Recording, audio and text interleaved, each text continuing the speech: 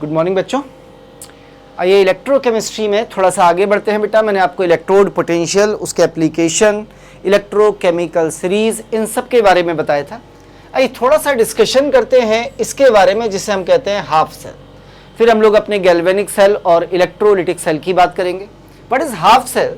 तो कहते हैं हाफ सेल का मतलब होता है कोई भी ऐसा सेल हैविंग या कंटेनिंग वन इलेक्ट्रोड, चाहे वो एनोड हो और चाहे वो कैथोड हो, ओनली जिसके पास केवल एक इलेक्ट्रोड हो, आइदर कैथोड और एनोड, उसे हम बोल देते हैं हाफ सेल। अब ये हाफ सेल कैसे बनाए जाते हैं समझने के लिए I am going to take an example. जैसे सपोज करिए आपसे कहा गया कि जिंक हाफ सेल बनाइए। What is zinc half cell? तो आप इसे कैसे बनाएंगे? तो जरा समझने की कोशिश करिएगा कि हम इस हाफ सेल को बनाते कैसे हैं, ड्रॉ कैसे करते हैं। देखिए ये मैंने एक वेसल ले लिया बेटा, ये रहा। इस वेसल में हम क्या करते हैं, जिंक की रॉड को लगा देते हैं। ये हमने इसमें जिंक की रॉड लगा दी, चलेगा। ये रही जिंक की रॉड। तो ये आपकी जिंक की रॉड है। तो मैं जरा इसमें जिंक लिख देता हूँ, ये रहा, ठीक, लीजिए। और क्योंकि ये जिंक इसके अंदर किस फॉर्म में है, Zn++, और साथ में क्या होंगे, दो इलेक्ट्रॉन, दो इलेक्ट्रॉन, दो इलेक्ट्रॉन, दो इलेक्ट्रॉन, दो इलेक्ट्रॉन, दो इलेक्ट्रॉन। और इसे मैंने डिप कर दिया है एक सोल्यूशन ऑफ ZnSO4 में, यानी यहाँ भी zinc plus plus and SO4 minus minus, zinc plus plus and SO4 minus minus, ऐसे करके बने होंगे। अब देखिए मैं इस पर रिएक्शन कराऊंगा। अब एक सिंगल इलेक्ट्रोड बनेगा बेटा, तो ये सिंगल इलेक्ट्रोड एनोड भी बन सकता है, ये सिंगल इलेक्ट्रोड कैथोड भी बन सकता है। तो सबसे पहले तो ये समझिए कि इस पर होने वाली रिएक्शन क्या है और कैसे होगी। अब आपने इलेक्ट्रोड पोटेंशियल तो देख ही लिए थे। जिंक हाइड्रोजन के नीचे है या ऊपर है, पहले तो ये बता दीजिए। सर ऊपर है। यदि ऊपर है तो इसका रिडक्शन पोटेंशियल नेगेटिव होगा या पॉजिटिव होगा? नेगेटिव होगा। यदि इसका रिडक्शन पोटेंशियल नेगेटिव है, इसका मतलब इसका ऑक्सीडेशन पोटेंशियल पॉजिटिव होगा।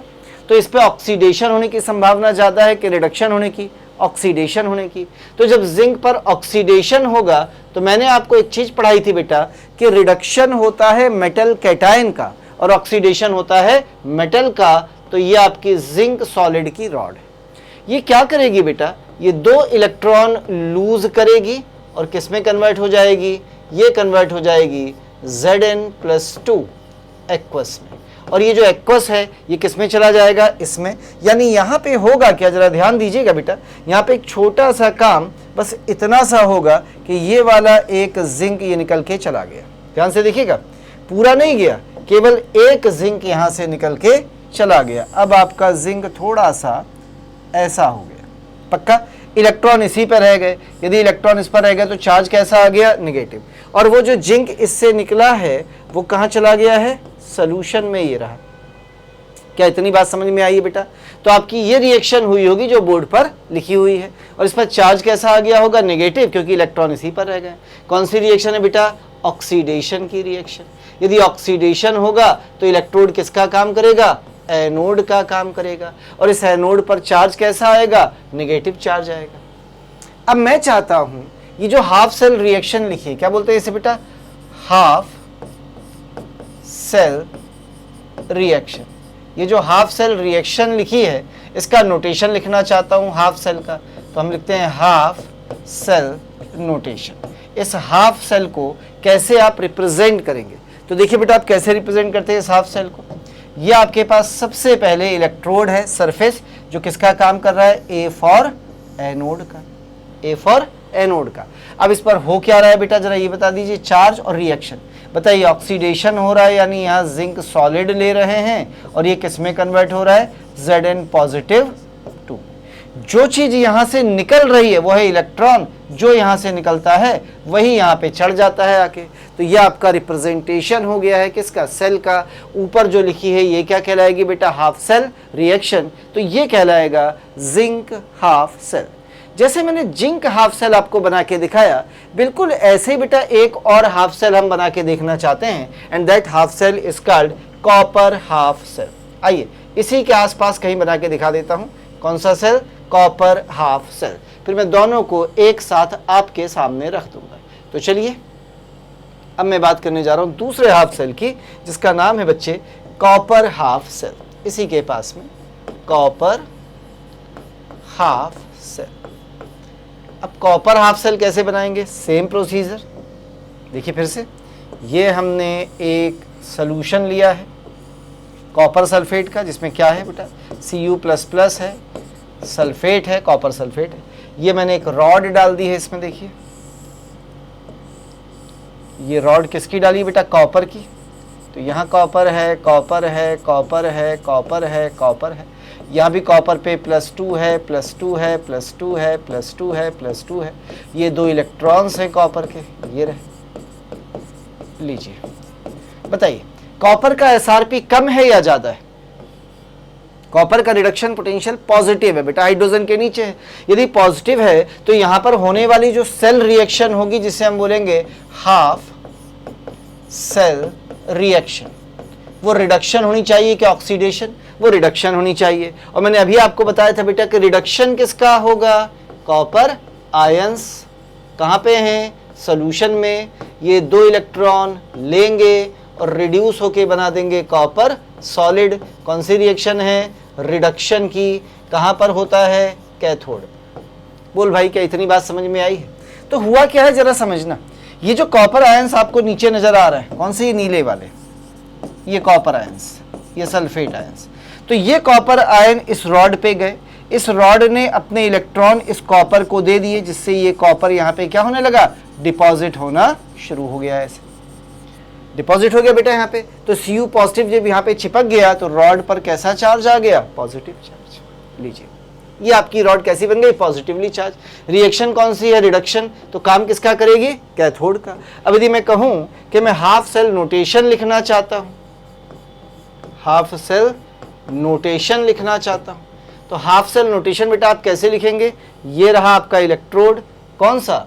Cathode, C for cathode. Reaction बताइए बेटा क्या हो रही है? कॉपर ++ एक्वस किसमें कन्वर्ट हो रहा है? कॉपर सॉलिड में। मैंने कहा था जो चीज यहां से गायब होती है वो यहां आ जाती है। कौन गायब हुआ? Positive charge. तो ये पॉजिटिव बन गया। यानी कॉपर हाफ सेल क्या होता है? जब कॉपर की रॉड को उसी के किसी सोल्यूशन में डुबोया तो इस पर पॉजिटिव या नेगेटिव चार्ज आ गया, एक रिएक्शन हुई ऑक्सीडेशन या रिडक्शन की। उससे हमें पता चल गया बेटा, यदि ऑक्सीडेशन हुआ तो एनोड बना, रिडक्शन हुआ तो कैथोड बना। तो यह रिडक्शन हुआ है तो कॉपर का क्या बन गया? कैथोड। तो ये एक ऐसा हाफ सेल है जिसमें केवल एक इलेक्ट्रोड है, एंड दैट इलेक्ट्रोड जो इसके अंदर है वो किसका काम कर रहा है? कैथोड का।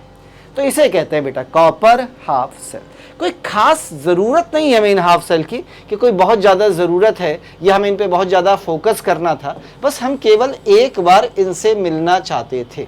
तो मैंने आपको इनसे मिला दिया। ये दोनों हाफ सेल आपके सामने बने हुए हैं बेटा। एक कॉपर हाफ सेल आपके सामने बना है और एक जिंक हाफ सेल आपके सामने बना हुआ है। ठीक है, तो 2 सेल हैं, दोनों ही आपके सामने बने हुए हैं। मैं दोनों को बस सेपरेट कर देता हूँ। लीजिए, इधर जिंक हाफ सेल, उधर कॉपर हाफ सेल। ये हाफ सेल रिएक्शन है जिंक वाली, ये हाफ सेल रिएक्शन है बेटा कॉपर की। ये हाफ सेल रिप्रेजेंटेशन जिंक का, ये हाफ सेल रिप्रेजेंटेशन कॉपर का। इनके इलेक्ट्रोड पोटेंशियल लिखने होंगे तो आपको पता है बेटा कैसे लिखे जाते हैं। क्लियर है इतना? चलिए थोड़ा सा आगे बढ़ जाते हैं इसी में, थोड़ा सा आगे बढ़ जाते हैं बेटा इसी में। तो हाफ सेल के बाद आइए अपने सेल को जरा पूरा कर लेते हैं। अब बात कर लेते हैं आगे हाफ सेल के बाद इसकी, विच इज कॉल्ड सेल। एक सेल क्या चीज होती है? तो हम कहते हैं कि एक सेल एक ऐसी डिवाइस होती है, ए सेल एक ऐसी डिवाइस होती है, अ डिवाइस कंटेनिंग 2 इलेक्ट्रोड्स, जिसमें 2 इलेक्ट्रोड्स पाए जाते हैं, कंटेनिंग 2 इलेक्ट्रोड्स। भाई एक इलेक्ट्रोड का हाफ सेल होता है, 2 इलेक्ट्रोड डाल दीजिए, क्या बन जाता है? कंप्लीट सेल बन जाता है। तो कहते हैं a device containing 2 electrodes placed in same solution और in different solutions, different solutions which must be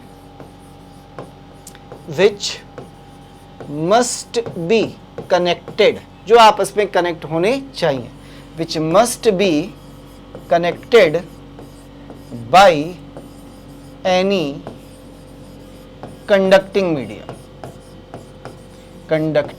medium, जो किसी कंडक्टिंग मीडियम से क्या हो, कनेक्ट हो। किस तरीके से, आइए इसको समझिएगा जरा। जैसे ये आपने एक सॉल्यूशन लिया है और इस एक सॉल्यूशन में आपने ये 2 इलेक्ट्रोड डुबो दिए, देखिए ये पहला और ये दूसरा, एक ही सॉल्यूशन में। और दूसरा आपने क्या बोला बेटा कि 2 अलग अलग लिए, एक ये और एक ये 2 सॉल्यूशन आपने लिए और दोनों में एक एक इलेक्ट्रोड डुबो दिया, एक इलेक्ट्रोड इसमें डुबो दिया और एक इलेक्ट्रोड इसमें डुबो दिया, और ये दोनों सॉल्यूशंस आपस में कनेक्ट होने चाहिए किसी कंडक्टिंग मीडियम से। क्लियर है बेटा? तो एक ऐसी डिवाइस है जिसमें एक ही सॉल्यूशन में या तो 2 इलेक्ट्रोड प्रेजेंट हो, जैसे मैंने यहाँ पे दिखाए हैं, या ऐसी डिवाइस जिसमें 2 अलग अलग सॉल्यूशन में 2 इलेक्ट्रोड मौजूद हों, पर ये दोनों सॉल्यूशंस एक दूसरे से जुड़े होने चाहिए, किससे? किसी भी कंडक्टिंग मीडियम से। तो ये आपका एक कंडक्टिंग मीडियम है जो इन 2 सॉल्यूशंस को आपस में क्या कर रहा है, जोड़ रहा है। तो ऐसी device is said to be a cell, ऐसी डिवाइस को नाम दिया जाता है एक सेल। ये जो सेल होते हैं जिसमें 2 इलेक्ट्रोड्स पाए जाते हैं सेम सोल्यूशन में या अलग अलग सोल्यूशन में, ये सेल बेटा हमारे पास 2 तरह के होते हैं, यानी 2 तरह की ये डिवाइसेस होती हैं। कौन कौन सी? पहले नंबर पर जो पाया जाता है उसे हम बोलते हैं इलेक्ट्रोलिटिक सेल, पहली device. What is that? Electrolytic cell. और इसी में जो दूसरे नंबर पर डिवाइस आती है बेटा, it is called electrochemical cell, electrochemical, या इसी का शायद नाम सुना हो दूसरा आपने, it is also called galvanic cell. तो 2 तरह के कुल मिला के सेल, इसे हम वोल्टिक सेल भी कहते हैं, एक इलेक्ट्रोलिटिक सेल, एक इलेक्ट्रोकेमिकल या गैल्वेनिक सेल और गैल्वेनिक सेल, इसी को वोल्टिक सेल भी कहा जाता है बेटा। दोनों में क्या फर्क है इलेक्ट्रोलिटिक सेल और गैल्वेनिक सेल में? यदि हम मोटे मोटे डिफरेंस की बात करें तो डिफरेंस सबसे बड़ा ये है कि इलेक्ट्रोलिटिक सेल वो सेल होता है विच कन्वर्ट्स, ये कन्वर्ट करता है इलेक्ट्रिकल एनर्जी को इनटू केमिकल एनर्जी। इसका मतलब हम इलेक्ट्रिकल एनर्जी लेते हैं, उससे रिएक्शन कराते हैं और उसमें जो एनर्जी मिलती है उसे यूटिलाइज करते हैं। इसका मतलब जबरदस्ती रिएक्शन करा रहे हैं। यदि जबरदस्ती रिएक्शन करा रहे हैं, एनर्जी जबरदस्ती दे के, करंट दे के, तो इसका मतलब कैसी प्रोसेस होती है बेटा? एक नॉन स्पॉन्टेनियस प्रोसेस होती है। और यदि नॉन स्पॉन्टेनियस प्रोसेस है तो इसका डेल्टा जी हमेशा पॉजिटिव होना चाहिए, यानी यहाँ डेल्टा जी कैसा होता है? पॉजिटिव होता है। पर जब यही काम हम इलेक्ट्रोकेमिकल या गैल्वेनिक सेल में करते हैं तो इसका क्या काम होता है बेटा? सुनिए, it converts chemical energy into, ये क्या करता है? ये केमिकल एनर्जी को कन्वर्ट करता है किसमें? Into electrical energy. यानी यहां पे आप एक केमिकल रिएक्शन कराते हैं जो अपने आप हो रही है, उससे जो एनर्जी मिल रही है उसे इलेक्ट्रिकल एनर्जी में कन्वर्ट कर रहे हैं। यानी यहाँ पर जो रिएक्शन है वो अपने आप हो रही है बेटा, हमें उस रिएक्शन को कराना नहीं पड़ रहा है। यदि अपने आप हो रही है तो हम कहेंगे कि ये प्रोसेस कैसी है? स्पॉन्टेनियस। कैसी प्रोसेस है बेटा? स्पॉन्टेनियस प्रोसेस है। और यदि कोई प्रोसेस स्पॉन्टेनियस होती है तो उसका डेल्टा जी हमेशा नेगेटिव होता है। लीजिए, यानी कुल मिला के कहानी यह है कि जो हमारे पास 2 तरह के सेल हैं बेटा, कौन कौन से? एक इलेक्ट्रोलिटिक और इलेक्ट्रोकेमिकल। उनके काम ये है कि इलेक्ट्रोलिटिक सेल इलेक्ट्रिकल एनर्जी को केमिकल में कन्वर्ट करता है। मतलब हम क्या करते हैं? इलेक्ट्रिसिटी प्रोवाइड करते हैं, कोई रिएक्शन जबरदस्ती कराते हैं जो नहीं हो रही, उस रिएक्शन में एनर्जी मिलती है, बस वही एनर्जी को यूटिलाइज कर लेते हैं। क्योंकि हम जबरदस्ती करा रहे हैं, इसका मतलब हमारी प्रोसेस नॉन स्पॉन्टेनियस है, इसलिए इसका डेल्टा जी हमेशा पॉजिटिव होता है। लेकिन इलेक्ट्रोकेमिकल सेल इसका उल्टा होता है बेटा, ये केमिकल एनर्जी को इलेक्ट्रिकल में बदलता है। मतलब हम अपने आप एक केमिकल रिएक्शन होने देते हैं, जब वो रिएक्शन अपने आप होती है तो स्पॉन्टेनियस है, और वो जो केमिकल रिएक्शन होती है उसमें एनर्जी निकलती है उसे हम इलेक्ट्रिकल एनर्जी में कन्वर्ट कर लेते हैं स्टोर करके, तो ये काम गैल्वेनिक सेल का होता है। और क्योंकि स्पॉन्टेनियस प्रोसेस है बेटा, तो इसका फ्री एनर्जी चेंज यानी डेल्टा जी हमेशा कैसा होता है, नेगेटिव होता है, लेस देन 0 होता है। तो हमें दोनों सेल्स पढ़ने हैं 1 बाई 1। तो आइए शुरुआत करते हैं पहले सेल से, जिसका नाम होता है नंबर 1 पर इलेक्ट्रोलिटिक सेल। सबसे पहले electrolytic cell. What is electrolytic cell? अभी मैंने आपको डिफाइन किया था। इलेक्ट्रोलिटिक सेल में क्या बोला? अ सेल जो क्या काम करेगा बेटा? Which converts electrical energy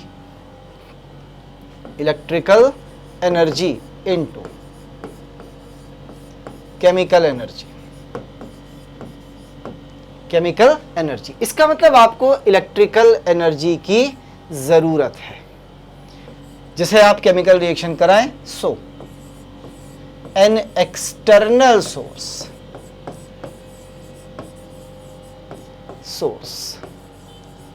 of electricity is required. यानी किसी सोर्स से आप इलेक्ट्रिसिटी देंगे तो external source of electricity is required. अब ये इलेक्ट्रिसिटी का जो सोर्स है बेटा, ये क्या होता है? कोई बैटरी हो सकती है। चलिए जरा मिलते हैं इस सेल से, कैसे डिजाइन किया जाता है, किस तरह का देखने में लगता है। एक नजर डाली जाए जरा इस सेल के ऊपर कि कैसा दिखेगा ये सेल। तो जस्ट लुक हियर, ये कुछ ऐसा है बेटा कि ये हमारे पास कोई एक वेसल है। इस वेसल में हमने 2 इलेक्ट्रोड्स डाल रखे हैं। ये रहा इलेक्ट्रोड नंबर 1 आपके सामने, पड़ोस में एक और इलेक्ट्रोड है, कलर बदल देता हूँ जरा थोड़ा सा। ये रहा पड़ोस में इलेक्ट्रोड नंबर 2, ये आपका दूसरा इलेक्ट्रोड है बेटा। अब हमने क्या किया है, क्योंकि इन इलेक्ट्रोड्स को कनेक्ट करना है एक्सटर्नल सोर्स से, तो हम एक एक्सटर्नल सोर्स ले लेते हैं यहाँ पर, और वो एक्सटर्नल सोर्स ये रहा आपकी बैटरी। लीजिए, अब क्योंकि बैटरी का पॉजिटिव एंड इधर जुड़ा है, तो ये वाला इलेक्ट्रोड अपने आप पॉजिटिवली चार्ज, नेगेटिव एंड इधर जुड़ा है तो ये अपने आप नेगेटिवली चार्ज हो गया, बन गया आपका सेल। लीजिए, अब हम क्या करेंगे बेटा, इसमें कोई सोल्यूशन डाल देंगे इलेक्ट्रोलाइट का और अपनी प्रोसेस कराते चलेंगे, जो भी हमें कराना होगा। लीजिए, क्या इतनी बात समझ में आ गई है बेटा? कहीं इतने में कोई डाउट हो तो बताइए। यानी इस सेल की यदि बात की जाए तो इसमें रिएक्शंस कैसे होंगी, एक नज़र डालिए रिएक्शंस पर जरा। इसके अंदर यदि हमें रिएक्शन देखनी है बेटा, तो हम रिएक्शंस इसके अंदर कैसे कराते हैं ये देखिए। जैसे सपोज करिए हमने इसमें कोई चीज़ डाली है, ऐसी साल्ट डाला है A+B- टाइप का, तो ये B- कहाँ जाएगा? पॉजिटिव इलेक्ट्रोड की तरफ। A+ कहाँ आएगा? निगेटिव की तरफ। तो ये B- यहाँ जाके अपने इलेक्ट्रॉन लूज करेगा, तो वो इलेक्ट्रॉन इधर से चलेंगे, इधर आएंगे। और यदि बेटा इलेक्ट्रॉन्स इधर जा रहे हैं तो बड़ा ऑब्वियस है, जो करंट की डायरेक्शन होगी वो किधर होगी? हमेशा डायरेक्शन ऑफ इलेक्ट्रॉन के अपोजिट। यानी इलेक्ट्रॉन कहाँ से कहाँ जा रहे हैं जरा समझिएगा। यहाँ ऑक्सीडेशन हो रहा है तो पहला इलेक्ट्रोड इज कॉल्ड एनोड, हमेशा लेफ्ट साइड में ही प्लेस करते हैं। Right electrode is called cathode, क्योंकि यहाँ पे रिडक्शन होगा A+ का। हमेशा एनायन का ऑक्सीडेशन और कैटायन का रिडक्शन होता था, याद है ना बेटा? तो अब जरा बताइए इसको देख कर ध्यान से कि करंट कहाँ से कहाँ पास हो रही है? Cathode to anode. इलेक्ट्रॉन कहाँ आ रहा है? Anode to cathode. ऐसे करके ये काम करता है। अब यदि मैं इसका थोड़ा कन्वेंशन देखूं, साइन कन्वेंशन, तो बेटा इसको ऐसे डिस्क्राइब करते हैं कि इसमें एक लेफ्ट इलेक्ट्रोड है और एक राइट इलेक्ट्रोड है। जो लेफ्ट इलेक्ट्रोड होता है वो हमेशा एनोड रखा जाता है, जो राइट इलेक्ट्रोड होता है वो हमेशा कैथोड रखा जाता है। किसके अकॉर्डिंग? IUPAC कन्वेंशन के अकॉर्डिंग। इसका जो एनोड होता है बेटा वो नेगेटिवली चार्ज होता है, जबकि इसका जो कैथोड होता है वो पॉजिटिवली चार्ज होता है। सर ऐसा क्यों? सिंपल है, क्योंकि लेफ्ट इलेक्ट्रोड बैटरी के पॉजिटिव टर्मिनल से जुड़ा है इसलिए पॉजिटिव चार्ज हो गया, राइट इलेक्ट्रोड नेगेटिव टर्मिनल से जुड़ा है, इसलिए मैंने कुछ गड़बड़ कर दिया है, कोई बात नहीं, सही कर देता हूं। एनोड पॉजिटिव चार्ज होता है और कैथोड नेगेटिव चार्ज होता है। क्षमा प्रार्थी हूं, थोड़ा उल्टा लिख गया था, क्योंकि बेटा एनोड पॉजिटिव टर्मिनल से जुड़ा है तो पॉजिटिव हो गया, कैथोड नेगेटिव टर्मिनल से जुड़ा है तो नेगेटिव हो गया। क्या इतनी बात समझ में आती है? अब मैं इसमें देखना चाहता हूं करंट वरंट कहां फ्लो हो रही है भैया, तो ध्यान से देखिएगा। एनोड से कैथोड पर कौन आ रहे हैं? ये कौन है बेटा? ये इलेक्ट्रॉन। और करंट की डायरेक्शन क्या होगी जानते हैं? जस्ट रिवर्स, यानी आपकी जो करंट जा रही है उसकी डायरेक्शन क्या है? कैथोड टू एनोड, यानी एनोड से कैथोड इलेक्ट्रॉन आते हैं और कैथोड टू एनोड कौन जाती है बच्चे? करंट जाती है। इतने में कहीं कोई डाउट हो बता दीजिए। अब ये हमें पता ही है बेटा कि यदि एनोड है तो एनोड का मतलब ही है कि यहाँ पर क्या होगा? ऑक्सीडेशन। कैथोड है यानी यहाँ क्या होगा? Reduction always. तो ये होता है एक इलेक्ट्रोलिटिक सेल, सिंपल से। लेफ्ट इलेक्ट्रोड एनोड है, राइट कैथोड है, एनोड पॉजिटिव है क्योंकि बैटरी के पॉजिटिव टर्मिनल से जुड़ा है, और कोई रीजन नहीं है। ये नहीं कि हमने कहीं से अलग ढंग से इस पे पॉजिटिव नेगेटिव चार्ज लाए, ये इस टर्मिनल से जुड़ा था इसलिए इस पर पॉजिटिव था, ये इस टर्मिनल से जुड़ा था इसलिए इस पर चार्ज नेगेटिव। क्या इतनी बात समझ में आई है बेटा आपको? क्लियर? तो इसे कहते हैं इलेक्ट्रोलिटिक सेल। थोड़ा सा आगे बढ़ जाते हैं, हम देखना चाहते हैं इस इलेक्ट्रोलिटिक सेल के यूजेस क्या होते हैं। तो यूजेस में पहले नंबर पर हम बात करते हैं इसकी एप्लीकेशंस में। आइए अपन बात करते हैं इसकी। एक टर्म होता है इलेक्ट्रोप्लेटिंग। आजकल आप किसी बर्तन की दुकान पे जाइए, आप देखिएगा बेटा आपको चांदी की प्लेटें, सोने की प्लेटें सब मिलती हैं। एक्चुअली वो प्लेटेड होती हैं, मतलब उनके ऊपर क्या किया जाता है? चांदी की या सोने की प्लेटिंग कर दी जाती है, जिसे कहते हैं इलेक्ट्रोप्लेटिंग। तो इलेक्ट्रोप्लेटिंग का सिंपल सा मतलब ही होता है बेटा, it is coating of a metal. ये किसी एक मेटल की कोटिंग होती है, किस पर? ऑन द सरफेस, केवल सरफेस पर, अंदर नहीं है, on the surface of another metal, of another metal by using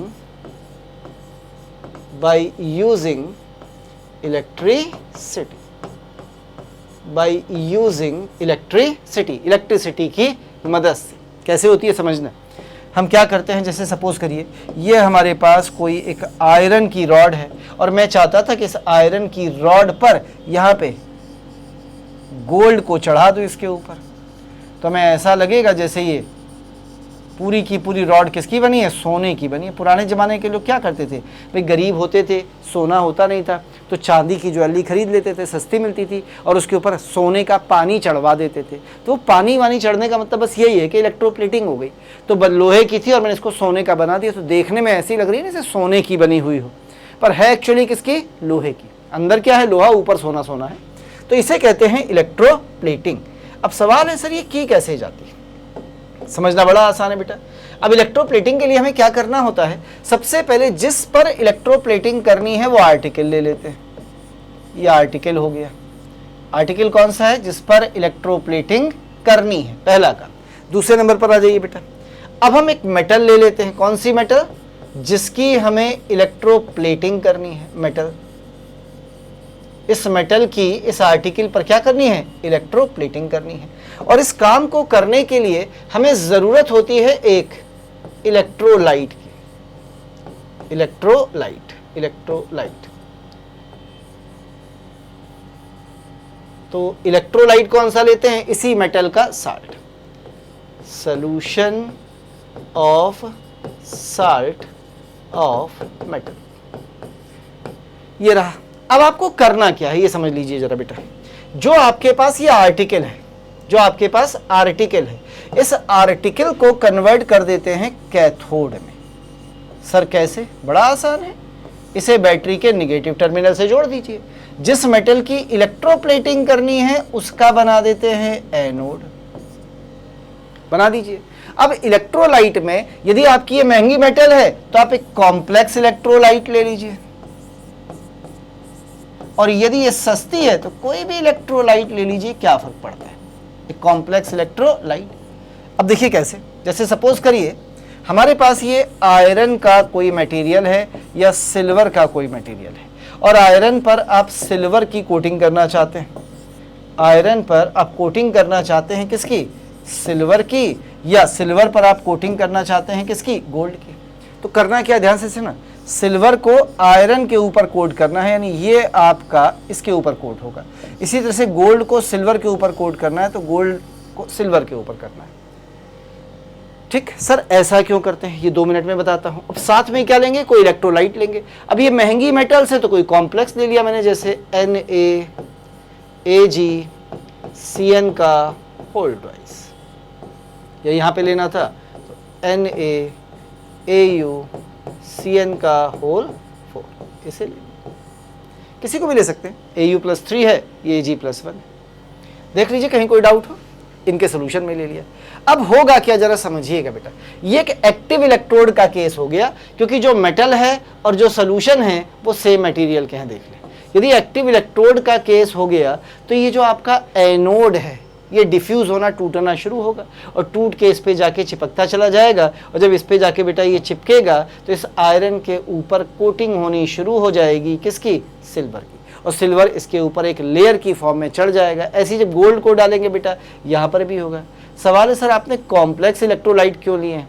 क्योंकि बेटा हम इसलिए कॉम्प्लेक्स लेते हैं क्योंकि ये महंगे मेटल्स हैं, तो यहाँ से थोड़ा थोड़ा अमाउंट जाए तो ये कॉम्प्लेक्स जब ये डिसोसिएट या डिकम्पोज होगा तो आराम से तो डिकम्पोज होगा नहीं, धीरे धीरे टूटेंगे। तो यहाँ से मिलने वाली Ag आयंस और यहाँ से मिलने वाले गोल्ड आयंस बहुत कम होंगे। तो यहाँ पर जो डिस्चार्ज होगा गोल्ड या यहाँ पे जो डिस्चार्ज होगा सिल्वर, उसका अमाउंट कम होगा, जिससे हमारा जो एनोड सिल्वर और गोल्ड है वो कम खर्च होगा और एक बड़ी होमोजीनियस सी स्मूथ सी प्लेटिंग मिलेगी। तो ऐसे हो जाएगी आपकी इलेक्ट्रोप्लेटिंग। एक बार नीट में ये क्वेश्चन पूछा गया था कि इलेक्ट्रोप्लेटिंग में जो आर्टिकल होता है इट इज सर्व्ड एज, इसे कैसे सर्व किया जाता है? तो आंसर है it is served as cathode. जबकि जो मेटल इलेक्ट्रोप्लेट करनी है उसे कैसे सर्व करते हैं? एनोड की तरह। सवाल है सर कि सपोज करिए कल हमें कॉपर की इलेक्ट्रोप्लेटिंग करनी होती, किस पर? आयरन पर। तो कॉपर तो बहुत महंगा नहीं है, इसकी इलेक्ट्रोप्लेटिंग जब हमें इस पर करनी थी तो हम ये सिंपल सा कॉपर का कोई सोल्यूशन ले लेते, जैसे कॉपर सल्फेट ले लेते। भाई बहुत महंगा नहीं है तो कॉपर सल्फेट से ही काम चला लेते। या आयोनाइज होता, थोड़े ज़्यादा कॉपर देता, थोड़ा ज़्यादा कॉपर डिपॉजिट हो जाता, क्या फ़र्क पड़ता? क्योंकि कोई बहुत महंगा तो है नहीं, कॉपर थोड़ा ज़्यादा डिपॉजिट हो गया बस। लेकिन जो महंगी मेटल्स है बेटा उनके हम हमेशा क्या यूज़ करते हैं? कॉम्प्लेक्स इलेक्ट्रोलिटिक सोल्यूशंस यूज़ करते हैं, यानी इनके सोल्यूशंस बनाते हैं। तो ये फिनोमिना कहलाता है इलेक्ट्रोप्लेटिंग, यानी एक मेटल के ऊपर दूसरी मेटल की कोटिंग करना। अब देखना एक कॉन्सेप्ट और भी है यहाँ पे, कहते हैं जो मेटल है जिसका आप एनोड बना रहे हैं, ये वाले, कहते हैं इसका रिडक्शन पोटेंशियल ज़्यादा होना चाहिए, तो ये आराम से जाके इन पर रिड्यूस हो जाते हैं।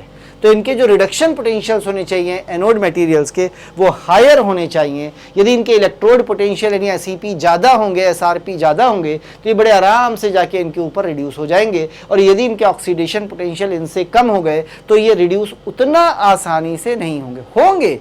होना तो है ये बेटा, एनोड है, जाएगा तो उसके पास जाएगा ही जाएगा, पर फिर इसका रिडक्शन या जो चिपकेंगे, जो फिक्सिंग होगी वो उतनी अच्छी नहीं हो पाएगी। तो हम हमेशा कोशिश करेंगे कि ये जो मेटल्स यूज़ किए जाए बेटा ये ऐसे यूज़ किए जाएं जिनके स्टैंडर्ड रिडक्शन पोटेंशियल्स की वैल्यूज़ हाई हो। तो ये था पहला एप्लीकेशन जिसे बोलते हैं इलेक्ट्रोप्लेटिंग। दूसरे पर आइए, एक मेटलर्जी का कॉन्सेप्ट होता था जिसे हम बोलते हैं इलेक्ट्रोलिटिक रिफाइनिंग। इसे हम किसी भी मेटल पर अप्लाई कर सकते हैं, बस केवल उन मेटल्स पर अप्लाई नहीं करते जो बहुत ज़्यादा रिएक्टिव मेटल्स होती हैं। इसमें आप क्या करते हैं सुनिएगा, रिफाइनिंग के लिए जो आपके पास इम्प्योर मेटल मिलती है, क्या मिलती है? Impure metal. उस इम्प्योर मेटल का आप बना देते हैं एनोड, और जो इम्प्योर मेटल ली है इसी मटेरियल की आप प्योर मेटल लेते हैं, प्योर मेटल, और इस प्योर मेटल का आप बना देते हैं कैथोड। क्या बना दिया बेटा? कैथोड। अब इन दोनों को आपने क्या किया? इन दोनों को रख दिया प्लेस्ड। कलर बदल दो जरा, चलिए इन दोनों को रख दिया placed in A solution of metal salt. जो भी आपने ली है मेटल्स, इन्हीं मेटल का साल्ट ले लिया कोई, उसमें डाल दिया। ऑन पासिंग इलेक्ट्रिसिटी, अब क्या करेंगे? इलेक्ट्रिसिटी पास कराएंगे, यानी क्या कराएंगे? इलेक्ट्रोलिसिस। ऑन पासिंग इलेक्ट्रिसिटी या ऑन इलेक्ट्रोलिसिस, जब आप इलेक्ट्रोलिसिस कराएंगे बेटा, तो जो आपका एनोड होगा, याद करिए एक्टिव इलेक्ट्रोड बन जाएगा, एनोड गेट। तो जो आपका एनोड होगा ना बच्चा, anode, it get, anode get oxidize और डिकम्पोज्ड। क्या हो जाएगा? ये ऑक्सीडाइज होगा या डिकम्पोज्ड हो जाएगा। एंड प्योर मेटल, और उस एनोड की जो प्योर मेटल होगी वो डिपॉजिट होना शुरू हो जाएगी, डिपॉजिटेड एट कैथोड, वो कैथोड पर डिपॉजिट हो जाएगी। एंड इम्प्योरिटीज, जो इम्प्योरिटीज होंगी वो लेफ्ट इन सोल्यूशन। अब क्योंकि ये इम्प्योरिटी किसमें थी? एनोड में, तो इनको हम नाम दे देंगे कार्ड एनोड मड, एनोड का बचा खुचा कीचड़, इन्हें बोल देंगे एनोड मड। लीजिए, ये है इलेक्ट्रोलिटिक रिफाइनिंग। जरा नजर डालिए क्या थी बेटा एक बार फिर से। मैंने इम्प्योर मेटल का एनोड बनाया, प्योर मेटल का कैथोड बनाया, उसी के सोल्यूशन में रख के ये काम कराया। आइए इसको एक फिगर से समझने की कोशिश करें तो शायद हमें थोड़ा सा ज़्यादा समझ में आए। देखिएगा, कुछ ऐसा काम किया है,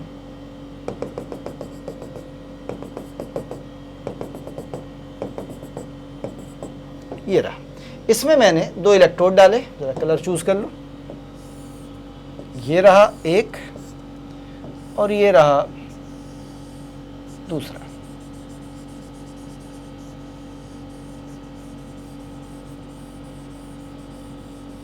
ये तो आपकी कौन सी है? Pure metal. और ये आपकी कौन सी है? Impure metal. ठीक, अब देखिए मैंने आपसे क्या कहा था कि आपको करना क्या है। आपको इम्प्योर मेटल का एनोड और प्योर का कैथोड बनाना है। एनोड को किससे जोड़ते हैं? लेफ्ट साइड में पॉजिटिव से, ऐसे जोड़ दिया। तो इस वाली रॉड पर आ गया है पॉजिटिव और इस पर आ गया है नेगेटिव। और इसमें आपने डाल दिया, सपोज करिए मैं कॉपर सल्फेट का ही करा रहा हूँ, या जी किसी का भी करा दीजिए। सपोज करिए कॉपर सल्फेट का करा, तो ये कॉपर प्लस प्लस और ये सल्फेट माइनस माइनस। अब इसके अंदर क्या होंगे, ध्यान से सुनिएगा। इस रॉड के अंदर यहाँ कॉपर भी होंगे, आयंस की फॉर्म में होंगे बेटा, और इम्प्योरिटीज भी होंगे। तो जब आप इलेक्ट्रिसिटी पास कराएंगे तो ये कॉपर ऑक्सीडाइज होगा, कौन सा वाला? ये वाला, या टूटेगा, और ये कॉपर आयन निकल के कहाँ आएंगे? सोल्यूशन में, और सोल्यूशन से ये कॉपर आयन कहाँ डिपॉजिट होने शुरू हो जाएंगे? इस पे। तो ये टूटता जाएगा, इससे कॉपर आयन आते ही जाएंगे या डिपॉजिट होते ही जाएंगे। अब बची कौन? इम्प्योरिटीज। जो इम्प्योरिटी है वो यहाँ पे ये सेटल्ड हो गई, देखो ये क्या बैठ गई? इम्प्योरिटीज। और थोड़ी देर में ये पूरा का पूरा इलेक्ट्रोड खत्म हो जाएगा और इसमें से निकल के जो आपका प्योर मटेरियल है वो यहाँ डिपॉजिट होता चला जाएगा, ऐसे करके। कुछ याद है? Active electrode. अब जो loss in weight of anode होगा वही gain in weight of cathode होगा, जो डिफरेंस होगा वो इम्प्योरिटीज का वेट हो जाएगा। यही इम्प्योरिटीज क्या कहला रही हैं? Anode mud. इन्हीं इम्प्योरिटीज को बेटा हमने क्या नाम दिया है? Anode mud. तो ये कहलाती है प्रोसेस पूरी की पूरी क्या? Electrolytic refining. आपके सामने है स्क्रीन पर, ऐसे करके की जाती है बेटा। तो इसे कहते हैं इलेक्ट्रोलिटिक रिफाइनिंग। क्लियर है? तो ये थे applications of electrolytic cell.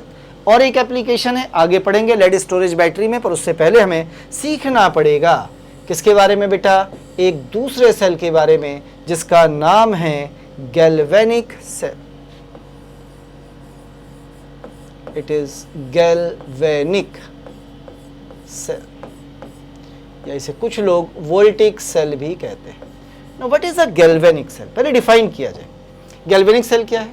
A cell which converts, इसका काम क्या था बेटा? ये कन्वर्ट्स करता था कौन सी एनर्जी को? केमिकल एनर्जी को। किसमें? Into electrical energy by a spontaneous reaction, एक स्पॉन्टेनियस रिएक्शन के through. So that is why कि स्पॉन्टेनियस प्रोसेस थी तो इसका जो डेल्टा जी था वो कैसा होना चाहिए था? निगेटिव या ग्रेटर लेस देन 0 होना चाहिए। और ये जो डेल्टा जी होता है इसे निकालते कैसे हैं बेटा? Delta G equals to minus का N F into E of cell, यही कहलाता है डेल्टा जी।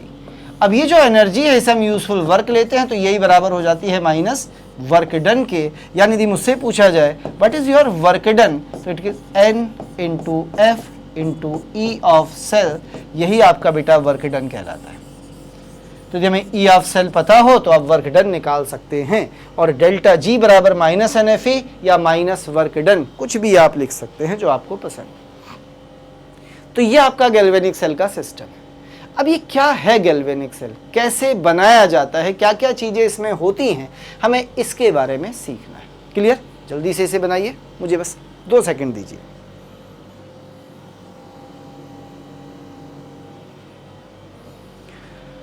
बन गया बेटा? चलिए थोड़ा सा आगे बढ़ते हैं, हटा देते हैं। अब हम बात करते हैं एक गैल्वेनिक सेल की। What is a galvanic cell? चलिए अब हम इस गैल्वेनिक सेल को डिफाइन करते हैं। कैसे डिफाइन करते हैं सुनिएगा। गैल्वेनिक सेल क्या है? ए टिपिकल गैल्वेनिक सेल या galvanic cell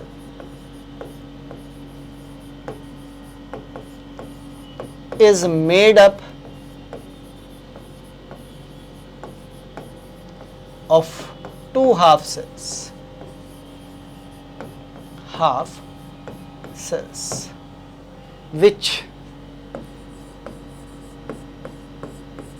are connected by a conducting medium called salt bridge। ये क्या होता है इसके बारे में भी सीखेंगे। किससे कनेक्टेड होते हैं? साल्ट ब्रिज से कनेक्टेड होते हैं।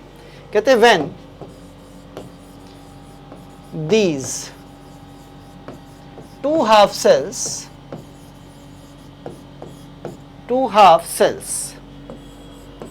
are connected, जैसे बेटा आप इन्हें कनेक्ट करते हैं, connected metal with higher SRP, जिसका स्टैंडर्ड रिडक्शन पोटेंशियल ज्यादा है, गेट रिड्यूस, वो क्या हो जाती है बेटा? रिड्यूस्ड हो जाती है। और किसका काम करने लगती है? कैथोड का। एंड ऑफ लोअर एसआरपी, और जो लोअर एसआरपी की होती है बेटा गेट ऑक्सीडाइज, वो ऑक्सीडाइज हो जाती है और किसका काम करने लगती है? एनोड का काम करने लगती है। याद रखिएगा जो रिड्यूस होगी, जहां रिडक्शन होगा वो कौन सा होगा? हायर एसआरपी वाला, क्या बन जाएगा? कैथोड। और जहां लोअर एसआरपी होगा वो बन जाएगा एनोड। और अभी भी आप भूले नहीं होंगे, मैंने आपको थोड़ी देर पहले ही बताया था कि लेफ्ट साइड में हमेशा कौन होता है? चलिए थोड़ा सा कन्वेंशन भी देख लेते हैं। हमेशा 2 इलेक्ट्रोड होंगे, एक लेफ्ट इलेक्ट्रोड होगा और एक राइट इलेक्ट्रोड होगा। अभी सब जोड़ के दिखाऊंगा मैं आपको। पहली बात तो याद रखनी है कि लेफ्ट इलेक्ट्रोड हमेशा हम IUPAC के अकॉर्डिंग एनोड को, और राइट इलेक्ट्रोड हमेशा सेट करते हैं कैथोड को। ये तो आपका पहला काम हुआ। अब इन पर चार्जेस आएंगे बेटा। यहाँ जो एनोड होता है वो जस्ट अपोजिट, वहाँ पॉजिटिव था या निगेटिव होता है, और जो कैथोड है वो यहाँ पर पॉजिटिवली चार्ज होता है। बट ऑब्वियस है कि एनोड पर होने वाली रिएक्शन एज यूजुअल ऑक्सीडेशन होती है, और कैथोड पर होने वाली रिडक्शन हमेशा की तरह। ठीक, इतनी बात समझ में आई। अब हमें ये देखना है कि इलेक्ट्रॉन और ये सब कहाँ से कहाँ जा रहे हैं।